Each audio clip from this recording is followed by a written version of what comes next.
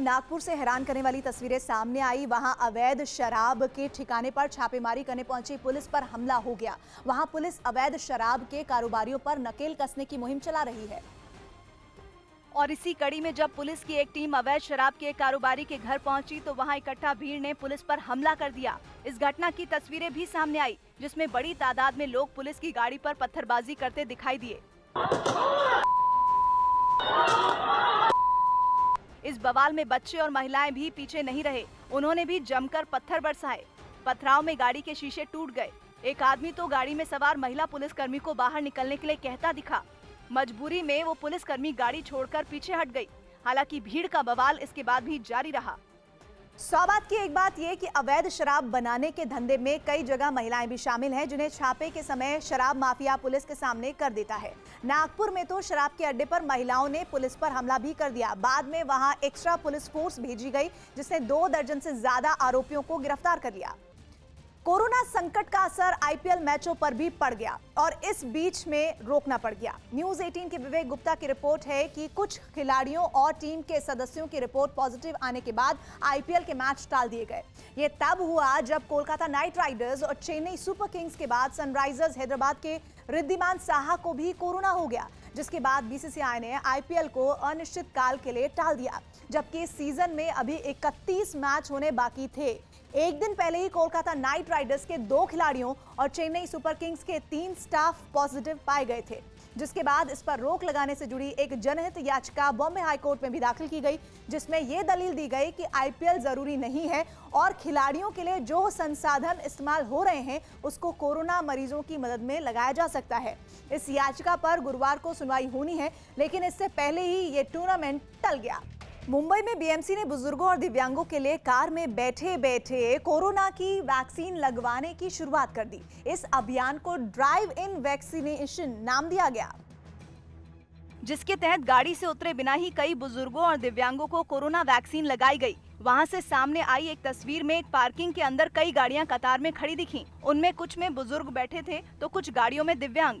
ये सभी लोग टीके लगवाने के लिए वहां पहुंचे। लोग अपने परिवार के डिसेबल्ड लोगों को लेकर, सीनियर सिटीजन्स को लेकर यहाँ पर पहुँचे हुए हैं। इतना ही नहीं, ड्राइव इन वैक्सीनेशन सेंटर पर वैक्सीन के लिए रजिस्ट्रेशन करवाना भी लोगों के लिए आसान रहा, क्योंकि वहाँ इसके लिए अलग से काउंटर लगाए गए। शिवसेना ने दावा किया कि बिना गाड़ी वाले बुजुर्ग भी इस सुविधा का फायदा उठा सकते हैं। उनको यहाँ पे लेके आता है और यहाँ पे उनको वैक्सीन देने के बाद उनको घर पे छोड़ते हैं। कार में बैठे हुए ही टीके लगवाने की इस पहल की लोगों ने जमकर तारीफ की। बहुत ही बढ़िया है, खास करके सीनियर सिटीजन्स के लिए इसी तरह की व्यवस्था होनी चाहिए। बताया गया कि बुजुर्गों को वैक्सीन लगवाने में परेशानी न हो, इसके लिए इसी तरीके के कुछ और सेंटर खोले जाएंगे। सौ बात की एक बात यह कि मुंबई के बड़े वैक्सीनेशन सेंटर में वैक्सीन की कमी पहले से थी और 18 साल से ज्यादा उम्र के लोगों को वैक्सीन लगाने के बाद वहां बुजुर्ग और दिव्यांगों की दिक्कत बढ़ गई थी। उन्हें भी लंबी कतार में खड़ा होना पड़ रहा था। इसलिए बीएमसी ने ड्राइव इन वैक्सीनेशन का फैसला किया। बताया गया कि जिन बुजुर्गों और दिव्यांगों के पास अपनी कार नहीं है, उनको वैक्सीनेशन सेंटर तक लाने और घर छोड़ने का इंतजाम भी बीएमसी की तरफ से किया जा रहा है। कोरोना संकट में उत्तराखंड सरकार ने 4 धाम यात्रा के लिए दिशा निर्देश जारी कर दिए हैं। न्यूज़ 18 के वेबसाइट के मुताबिक अनुपम त्रिवेदी बता रहे हैं कि 14 मई से मंदिरों के कपाट खुलने शुरू हो जाएंगे, लेकिन मूर्तियां, घंटी और ग्रंथों को छूने की इजाजत नहीं होगी और मंदिर परिसर में न तो प्रसाद बटेगा, न ही टीका लगाया जा सकेगा। गर्भगृह में भी सिर्फ मंदिर से जुड़े लोग ही जा सकेंगे। महामारी की वजह से इस बार श्रद्धालुओं के लिए 4 धाम की यात्रा पर रोक है। हालांकि इस पर आगे पुनर्विचार हो सकता है। दिल्ली के दल्लूपुरा में मौजूद धर्मशिला नारायण सुपर स्पेशलिटी अस्पताल में महज 18 घंटे के अंदर एक मशीन की मदद से ऑक्सीजन का उत्पादन शुरू हो गया। ऑक्सीजन बनाने वाली ये मशीन 2 दिन पहले फ्रांस से दिल्ली पहुंची थी। बताया गया कि इसे शुरू करने में 2 महीने का वक्त लग गया, लेकिन अस्पताल के कुछ कर्मचारियों ने इसे मरीजों के इलाज के लिए कुछ ही घंटों में शुरू कर दिया, जिसके बाद इस मशीन से ऑक्सीजन बनने लगी और इस अस्पताल की दूसरों पर निर्भरता कम हो गई। तमाम जगहों से प्यूरिफाई होकर ऑक्सीजन अंतिम तौर पे यहाँ तैयार होता है। ऑक्सीजन बनाने वाली इस मशीन के शुरू होने के बाद अस्पताल प्रबंधन ने उम्मीद जताई कि वो पहले के मुकाबले अब ज्यादा मरीजों की जान बचा सकेंगे, जिससे हमको दिन में 48 सिलेंडर और मिल जाएंगे। इस मशीन की मदद से रोजाना 3.5 लाख लीटर ऑक्सीजन बन सकती है और एक बार में इससे 4 सिलेंडर भरे जा सकते हैं। सौगात की एक बात यह कि देश के कई शहरों में बड़े अस्पताल चलाने वाले नारायण ग्रुप को फ्रांस की सरकार ने बेंगलुरु के लिए ऑक्सीजन प्लांट देने की पेशकश की थी, जिसे जरूरत के हिसाब से अस्पताल प्रबंधन ने दिल्ली भेजने की गुजारिश की। बताया गया कि फ्रांस के अलावा यूरोप के कई देशों से भी रेडीमेड ऑक्सीजन प्लांट मदद के तौर पर भेजी जा रही है, जिसमें ऑक्सीजन संकट जल्द दूर होने की उम्मीद है। यूपी के मुख्यमंत्री योगी आदित्यनाथ को धमकी भरा मैसेज मिलने का मामला सामने आया। न्यूज 18 के अजीत सिंह की रिपोर्ट है कि लखनऊ में पुलिस के 112 नंबर के व्हाट्सएप पर सीएम के लिए मैसेज आया, जिसमें उनके लिए न केवल अपशब्द लिखे थे बल्कि 5 दिन बाद किसी बड़े हादसे की धमकी दी गई। लिहाजा पुलिस की तरफ से इस मामले में एफआईआर दर्ज कराई गई और जिस नंबर से धमकी भेजी गई उसकी तलाश भी शुरू कर दी गई। बताया जा रहा है कि 29 अप्रैल की रात करीब 8 बजे ये धमकी भरा मैसेज आया था।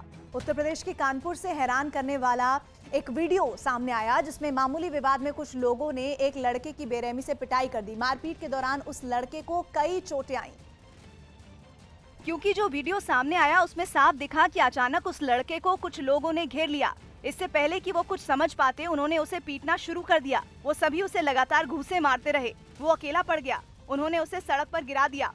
ऐसे में वहाँ मौजूद एक आदमी ने बीच बचाव की कोशिश की और उन लोगों को ऐसा करने से रोका। बहस भाई थी उस बात को लेके, कल कंपनी में जो है इन लोगों ने मुझको मारा।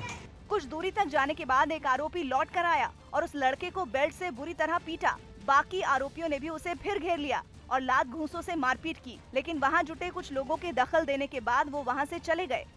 सौगात की एक बात ये कि कानपुर में जिस युवक को पीटा गया वो ट्रकों में सामान लादने और उतारने का काम करता है। बताया गया कि कुछ दिन पहले बोरे लादने वाली कटिया चोरी होने पर उसका झगड़ा हुआ था और उसी का बदला लेने के लिए युवक को बुरी तरह पीटा गया।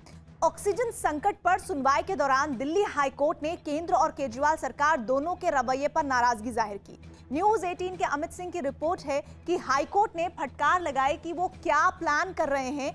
1 नहीं 2 हफ्ते हो गए जबकि लोग ऑक्सीजन के लिए रो रहे हैं। इस पर केंद्र सरकार के वकील ने दलील दी कि इमोशनल होने की जरूरत नहीं है, जिस पर अदालत ने लताड़ लगाई कि जब लोग मर रहे हैं तो ये भावनात्मक मामला है, क्योंकि वो अंधे हो सकते हैं लेकिन जज अपनी आंखें बंद नहीं कर सकते।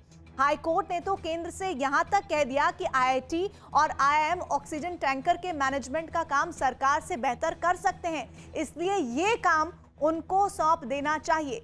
इसके बाद कोर्ट ने केंद्र की उस अपील को भी खारिज कर दिया जिसमें उसने ये दावा किया था कि मौजूदा हालात में दिल्ली 700 मीट्रिक टन ऑक्सीजन के हकदार नहीं है।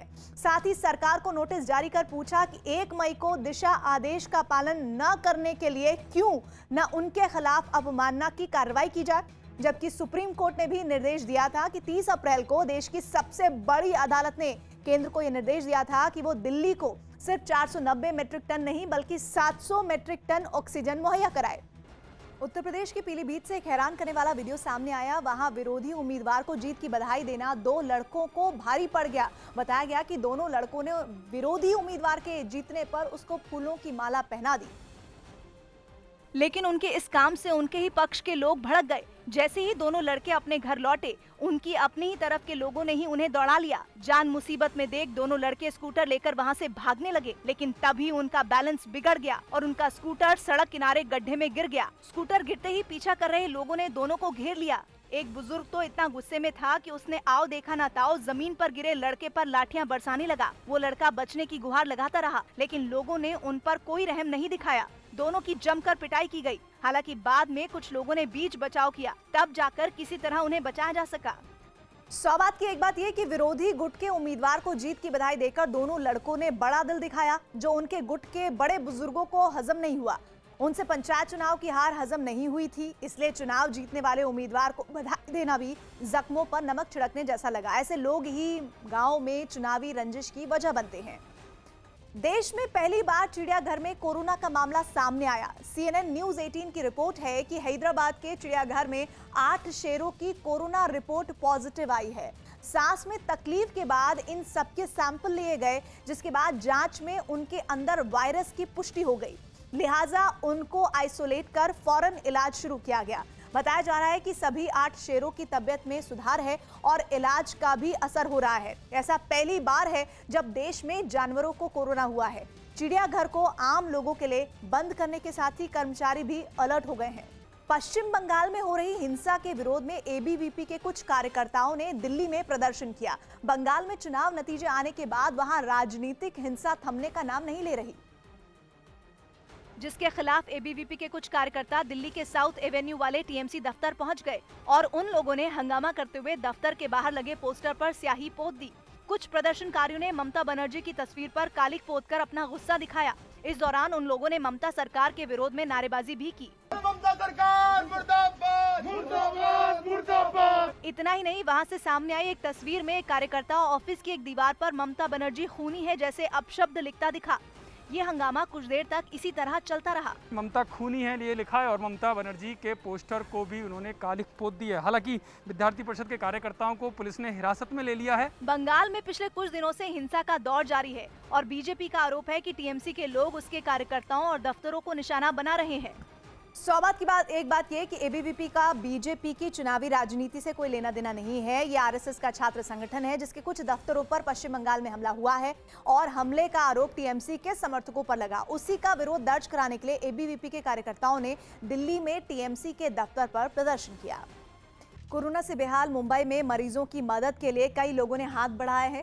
कहीं मरीजों के लिए क्वारंटीन सेंटर बनाकर तो कहीं ऑक्सीजन मुहैया करवाकर लोगों की जान बचाने की पहल की गई, वो भी बिल्कुल मुफ्त। मदद की ऐसी कुछ तस्वीरें घाटकोपर से आई जहां गाड़ी में बैठे एक मरीज को ऑक्सीजन दी गई। जब तक एम्बुलेंस नहीं आती या उनका बेड जो है बुक नहीं होता तब तक वो यहाँ रहकर ऑक्सीजन लगाकर अपनी जान बचा सकते हैं। ऑक्सीजन की कमी से लोगों का दम न निकले, इसे ध्यान में रखकर एक लाइन से कई सिलेंडर रखे गए ताकि लोग आते जाएं और फिर उन्हें ऑक्सीजन दी जाए। इस अनोखी पहल से कई लोगों का फायदा भी हुआ। कुछ ऐसी ही तस्वीरें मुंबई के ताड़देव में देखने को मिली। वहां 7 दिन के अंदर एक स्कूल को क्वारंटीन सेंटर में बदल दिया गया।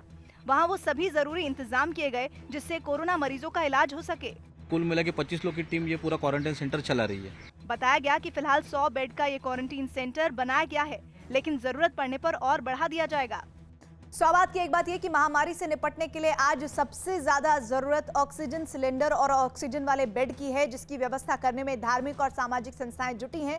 मुंबई, दिल्ली जैसे शहरों ने हम सबको राह दिखाई है कि चुनौती से निपटना कठिन जरूर है लेकिन नामुमकिन बिल्कुल नहीं। यूपी पंचायत चुनाव के नतीजों के ऐलान के बाद कुछ जिलों में जीते हुए उम्मीदवारों ने विजय जुलूस निकाला, जबकि इस तरह के जुलूस पर कोरोना के कारण रोक लगा दी गई है।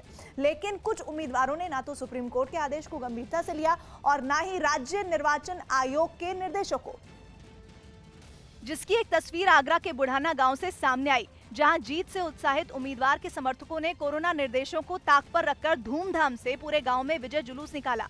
गले में माला पहने प्रधान के पति आगे आगे और उनके समर्थक पीछे पीछे नारेबाजी करते नजर आए। जुलूस में शामिल लोगों में ना तो 2 गज की दूरी दिखी और ना ही ज्यादातर लोगों के चेहरे पर मास्क नजर आया। खबर है कि इस दौरान वहां पर हवाई फायरिंग भी हुई।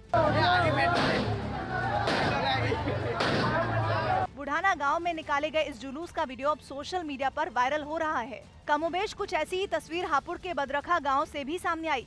वहां महिला उम्मीदवार की जीत पर समर्थकों की भारी भीड़ बधाई देने के लिए उनके घर पहुंच गई। इस मौके पर वहां के मकान की छत पर मौजूद लड़के ने हवाई फायरिंग की। घर के अंदर भीड़ ऐसी कि किसी को भी कोरोना नियमों का ख्याल ही नहीं रहा। जश्न का वीडियो वायरल होते ही पुलिस भी हरकत में आई और फायरिंग करने वाले लड़के को गिरफ्तार करने के साथ ही 70-80 अज्ञात लोगों के खिलाफ एफआईआर भी दर्ज की।